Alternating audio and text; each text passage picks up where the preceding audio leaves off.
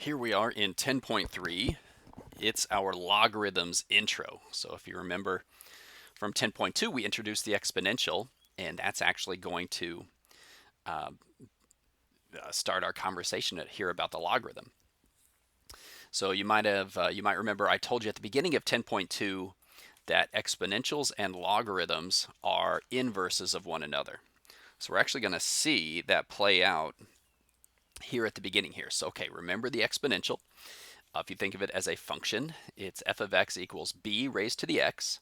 But there were a couple of restrictions on what you're allowed to pick for b, your base.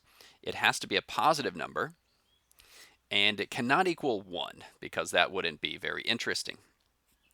Okay, but that aside, right, there's our function, f of x equals b to the x. Also, if you recall, I gave you, oh, I was about to show you the graphs. Okay, here's the big question.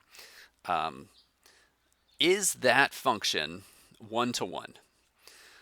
If it is one-to-one, if you guys remember way back at the beginning of the semester, if this function is one-to-one, then an inverse function exists.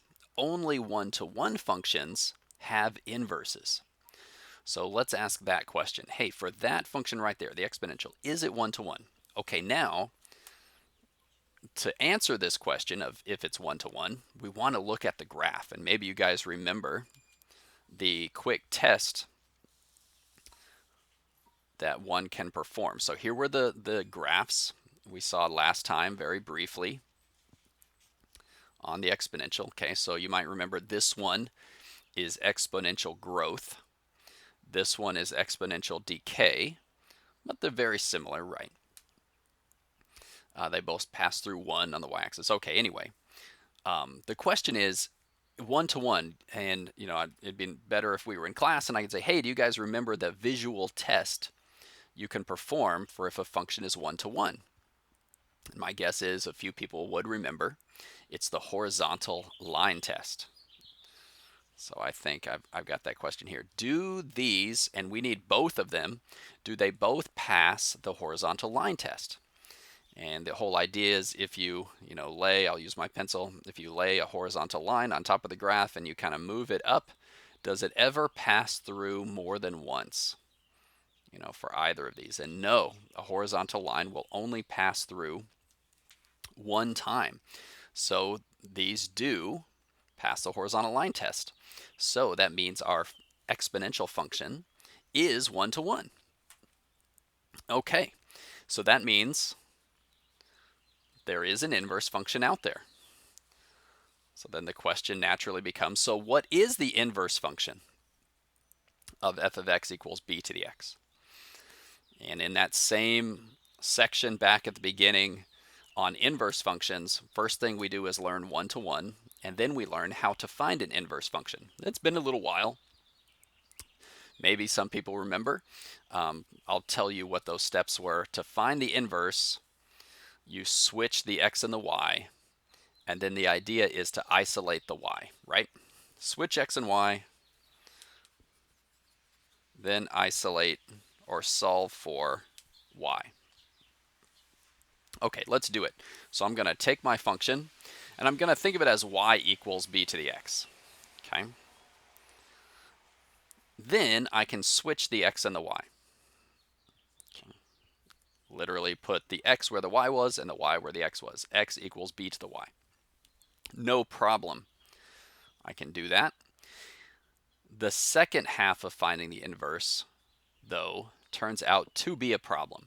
I can switch x and y, but now I need to isolate the y. I need to get this y by itself.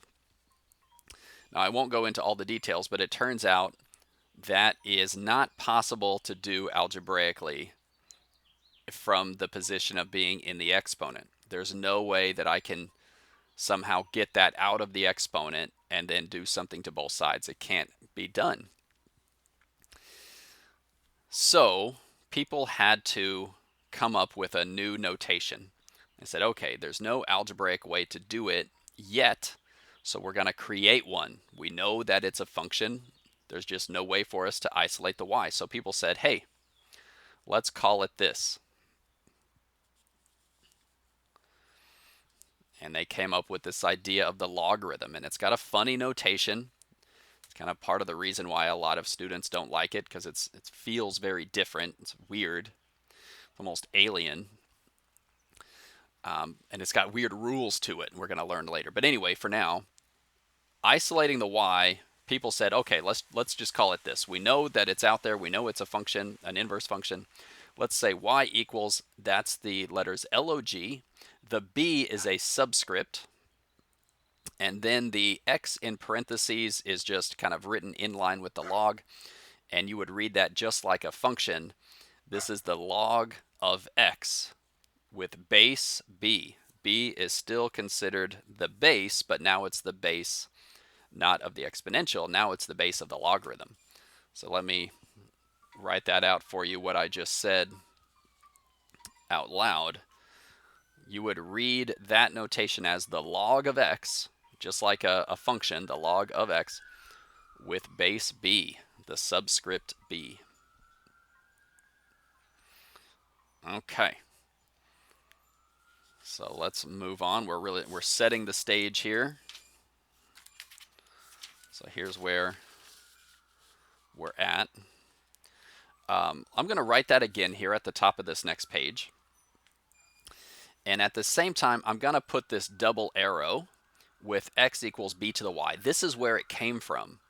So this statement right here and this statement right here with this logarithm notation, those mean the same thing. Okay, if I've got values of x and y that make this true, those same values of x and y make this true. This is just a different way of writing the same statement. The advantage is here it looks like a function, right? We've isolated the y.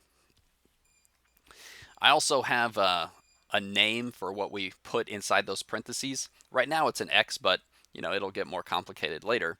Whatever's inside the parentheses of the log, we call it the argument. What's the argument of the logarithm? Somebody might say. Okay, so this is brand new. This is super weird notation.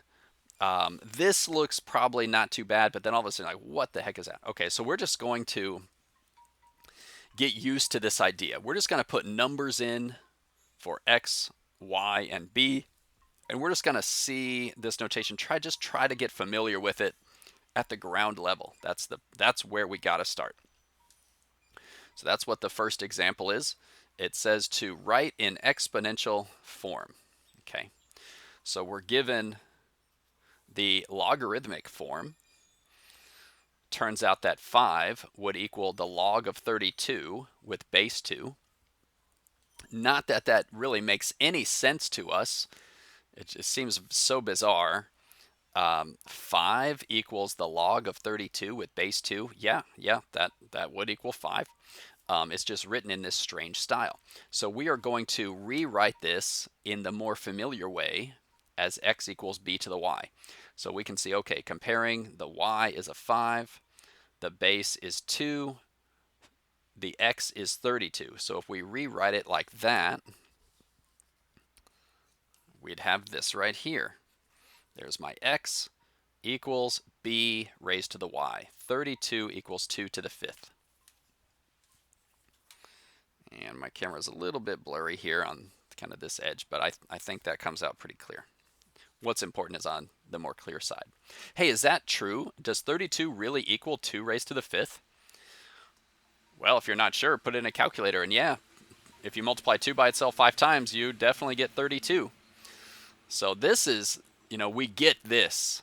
That makes sense to us. We're very familiar with this. This, on the other hand, is like, what is that? But those two statements, well, if this is true, then this follows, right? It's just a different way of writing the same thing. Let's try one more.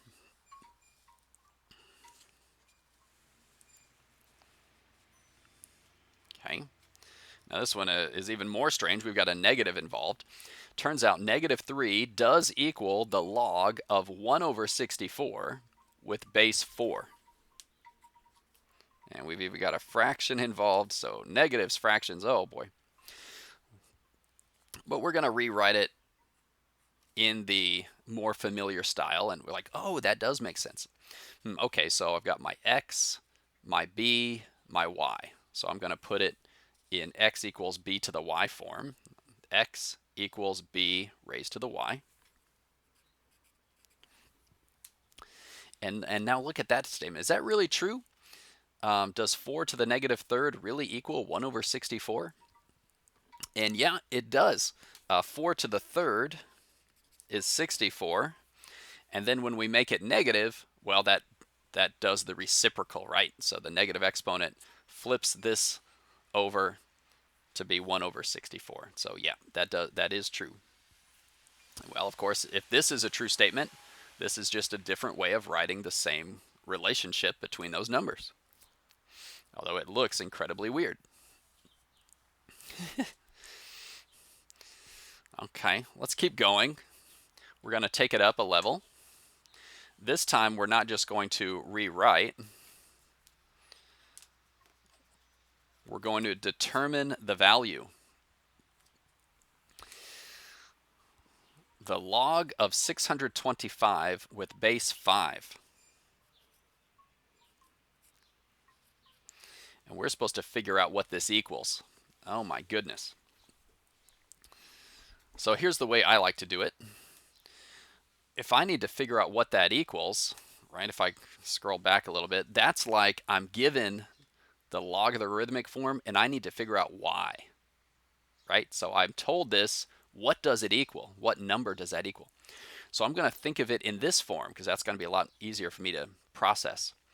So I know my x here is the 625. It equals my base 5 raised to some power. So here's what I'm going to do. I'm going to say, okay. Oh, don't want to. Oh boy. I don't want to give it away. I might have to, though. Looks like I kind of am. That's all right. So I can identify my base as 5. So 5 raised to what? And I might even put that y there. Right? The base b raised to the y equals x. What value of y should I put in the power of 5 to get 625? And that feels like a question from the previous section, right? In exponentials. That's like one of those exponential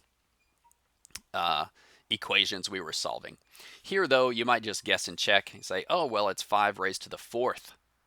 That gets you 625. And after a little bit of guessing, maybe in your calculator, you could realize, yep, 5 raised to the 4th gets me that 625. Okay, so what I do again, I took my base, and I just said, okay, what do I raise that to get that argument, that 625? And with a little guessing, I can realize it's 4. And that 4 is my answer. That's the y, so that's what this whole thing will equal. And I decided to write the whole thing again so you could see that y equals the log of x with base b. There's my y for. Okay. I've got one more.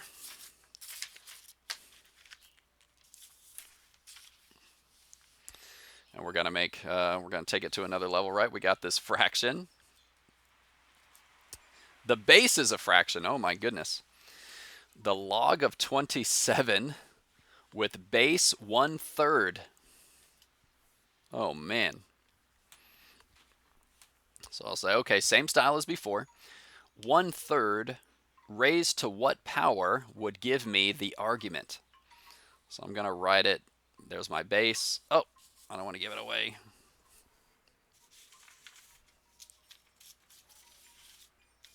There we go. So my 1/3 raised to the y equals 27. And what is y? Now, some people might see it right away. Other people, it might take some time because of the fraction. There's two things happening. For one, what if that wasn't a fraction? What if it was just 3? What would you put in the power of 3 to get 27? Well, 3 to the 3rd, right? But then there's a reciprocal going on as well. So I'm not going to say 3 to the 3rd because I started with 1/3. So I need to take the reciprocal first with a negative, and then the 3, and that will get me the 27. So it flips it over. The negative sign flips it to make it a 3, and then the third power gets you the 27, and there it is. 1/3 to the negative 3 will do it for me. And if that's not clear, hey, try it out in a calculator. Although I would recommend, think about it kind of like this. Hey, I've got the 3 raised to what would give me the number, and then I see there's a fraction going on here, so boom, I'll throw that negative on because there's a reciprocal happening. And then I got it. Negative 3 is my answer. That's what the logarithm equals. The log of 27 with base 1/3 will equal negative 3, my power from back here. Okay, I think that is a good start to this section. We got some more examples solving some equations coming up in the next one.